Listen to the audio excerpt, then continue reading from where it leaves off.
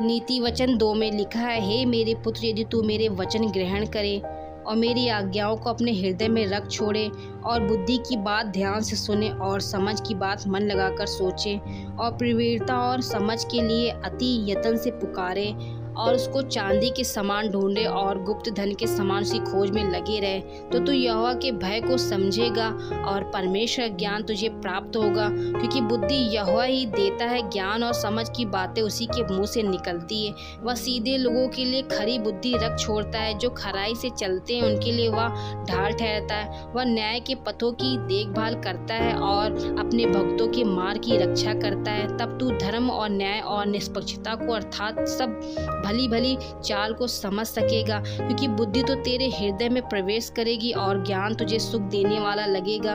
विवेक तुझे सुरक्षित रखेगा और समझ तेरी रक्षक होगी, ताकि तुझे बुराई के मार्ग से और उलटफेर की बातों के कहने वालों से बचाए, जो खराई के मार्ग को छोड़ देते हैं ताकि अंधेरे मार्ग में चलें, जो बुराई करने से आनंदित होते हैं और दुष्ट जन की उलटफेर की बातों में मन लगाते रहते हैं, जिनकी चाल चलन टेढ़ी मेढ़ी और जिनके मार्ग बिगड़े हुए हैं। तब तुम पराई स्त्री से भी बचेगा, जो चिकनी चुपड़ी बातें बोलती है और अपनी जवानी की साथी को छोड़ती है और जो अपनी परमेश्वर की वाचा को भूल जाती है।